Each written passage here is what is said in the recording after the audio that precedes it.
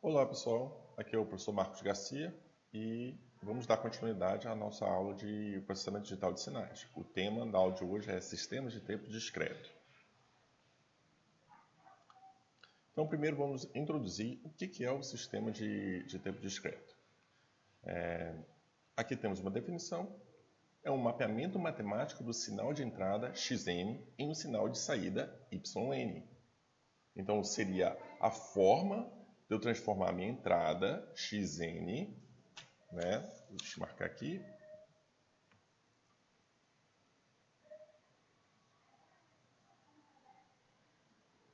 Então, temos lá aqui ó, xn, ok? Em um sinal de saída yn, correto? Então, aí temos aqui a notação T, aí abre colchete, fecha pontinho, fecha colchete. É uma notação usada para representar um sistema genérico. Então, aqui embaixo a gente tem uma representação gráfica em diagrama de bloco do nosso sistema. Então, nós temos a nossa entrada, né? E aí ele entra no nosso sistema, que é representado por T.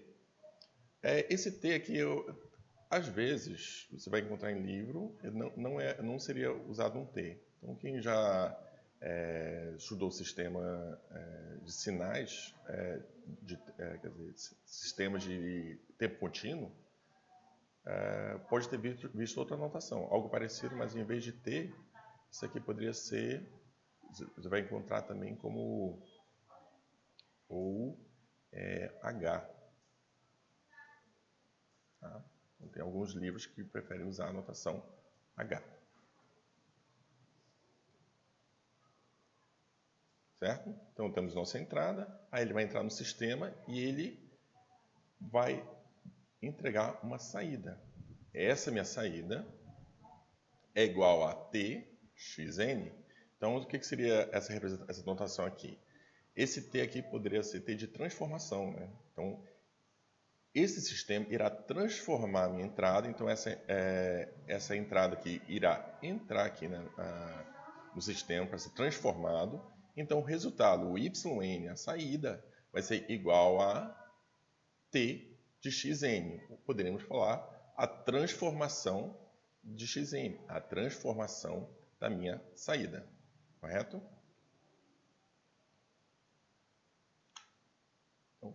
A relação entre a entrada e saída, por exemplo, pode ser expressa em termos de uma regra ou uma função matemática, concisa tal como esse aqui. Então, isso aqui, essa expressão matemática pode representar o sistema. Ou um outro exemplo aqui, esse aqui de baixo, yn igual a 0,5, yn menos 1, mais xn. Então, essa aqui até é um sistema recursivo, que ele vai pegar um valor de saída anterior. Tá? A gente vai falar um pouco mais disso lá na frente. Ou também uma sequência de instruções, operações, tal como, olha aqui, ó, a gente tem uma sequência de instruções, temos aqui minha saída 1, que está relacionado com o recursivo dele mesmo, a y2, aí temos aqui essa expressão, y3, essa expressão, e a minha saída no final é a soma de todos eles. Isso aqui também pode ser usado para representar o meu sistema. Ou até pode ser conveniente especificado em termos de uma tabela que define todos os possíveis pares de entrada e saída. Não é uma forma muito eficiente de representar, mas eu poderia assim, fazer uma tabela, para caso aí do lado esquerdo tenho aqui essa saída, essa entrada aqui vai resultar na saída aqui da minha coluna direita. Aí linha por linha, essa outra possível entrada vai resultar nessa outra possível saída.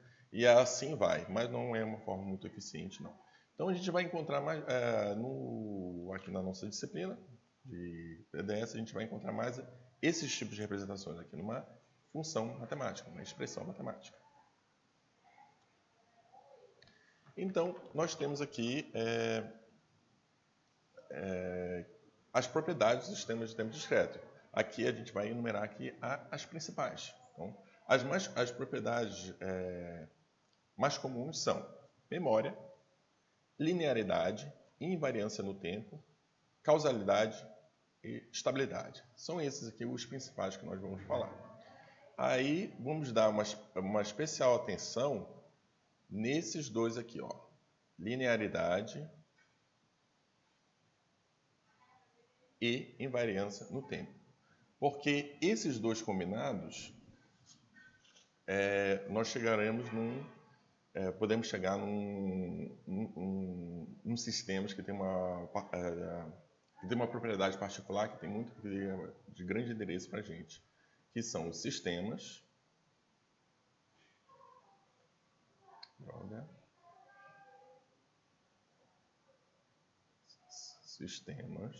Sistema linear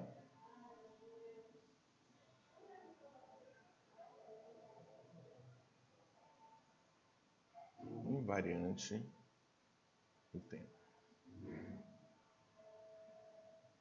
Então, aí, esses aqui combinados, temos um sistema com essa propriedade, sistema linear invariante no tempo, que é muito útil para a gente. A gente vai falar bastante sobre isso.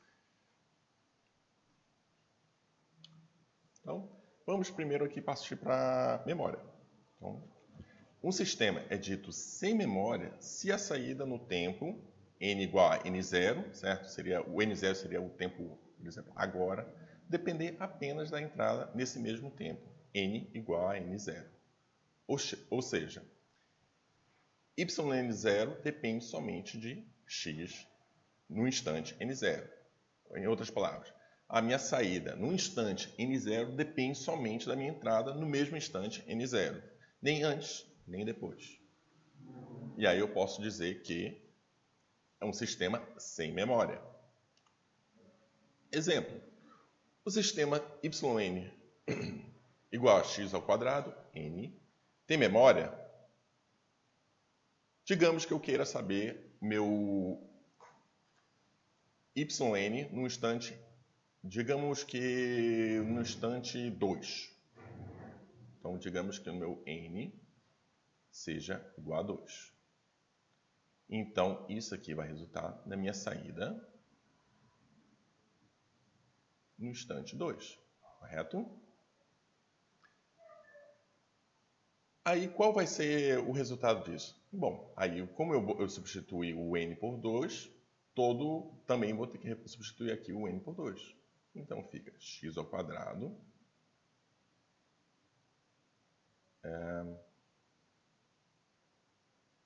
n será 2. Então, minha saída no instante 2 depende somente da minha entrada também no instante 2. Então, o que eu posso concluir aqui? Esse sistema tem memória? É um sistema sem memória, porque o yn0, que no nosso caso a gente colocou que era 2, né? Em vez de n0, eu coloquei logo um valor.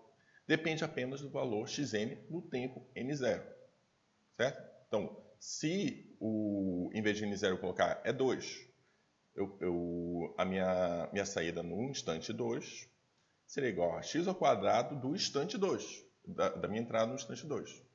Certo? Então, ele não tem memória, ele não depende de nenhum outro momento. Agora, vamos esse aqui, esse exemplo. Sistema yn igual a xn mais xn menos 1. Ele tem memória? Vamos fazer um teste similar. Dessa vez, meu n, eu quero saber do instante n igual a 3. Não vamos repetir o mesmo nome. 3. Certo? Então, vamos aqui na minha saída. Vamos lá, y no instante 3. Certo? Então, se o n é igual a 3, eu vou ter que substituir aqui, ó, aqui e aqui. Teremos, então, x 3 mais x. Aí, se eu substituir aqui, ó, se aqui for 3 menos 1, vai resultar na minha entrada no instante 2. Então, olha só, para eu obter a minha saída no instante 3, eu teria que somar a minha entrada no instante 3 e a minha entrada no instante 2, no instante anterior. Então eu preciso lembrar, eu preciso usar minha memória para recordar qual era o meu instante, qual era o valor da minha entrada no instante anterior. Então, esse aqui é um sistema com memória. Então, esse sistema aqui tem memória porque a saída no tempo n0 depende dos valores da entrada no tempo n0 e também no tempo n0 menos 1. Ou no caso, o nosso n0 era o 3, então a minha saída dependeu da minha entrada no instante 3 e mais a minha entrada no instante anterior. n0 menos 1, que no caso seria o 2. Certo?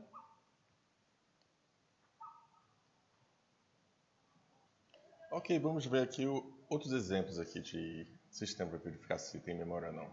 Vamos ver esse aqui. Tem memória?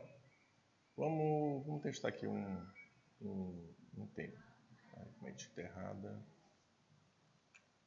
Escolhi aqui uma. Digamos que eu vou trabalhar aqui de novo aqui no tempo, sei lá, 2 de novo. Então, vou ter aqui o meu y no tempo 2, que vai ser igual a n2, eu vou substituir aqui todo o n por 2. Né? Então, eu vou ter aqui x ao quadrado, 2, menos x, 2, mais 10. Então, olha só. Para eu ter a minha saída no instante 2, eu só tenho que verificar, fazer as operações com a minha entrada no mesmo instante, x, 2. Então, x ao quadrado de 2 menos x de 2 mais 10. Então, esse aqui, posso falar que é sem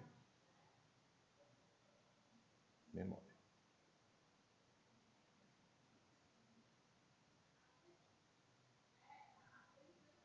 Certo? Aí, digamos esse aqui. Vamos a letra B. Então, vamos tentar outro número, vamos, sei lá, n igual a 4.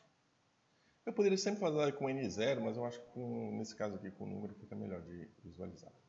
Então, eu vou ter minha saída no instante 4, que vai ser igual, aí 4 vou substituir aqui, aqui e aqui. Então, eu vou ter aqui x, ou seja, minha entrada no instante 4, menos x, n, mais 1. Fica 4 mais 1, 5, né? Mais x, aí 4 menos 2, ficaria 2. Então, olha só.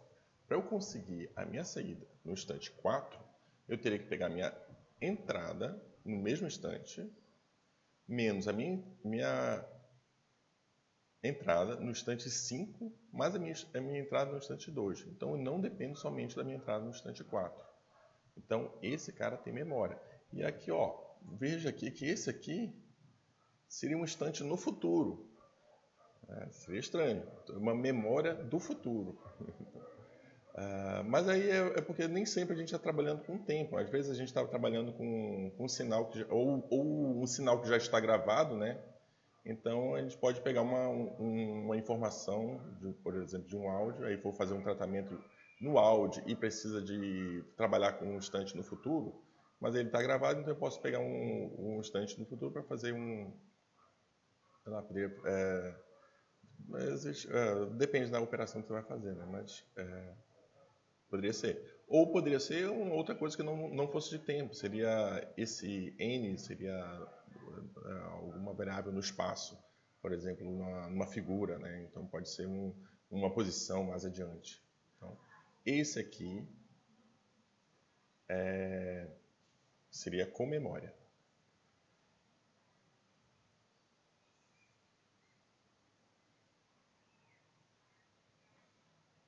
Ok? Então, eu creio que memória seja a classificação de memória sem memória esteja entendido.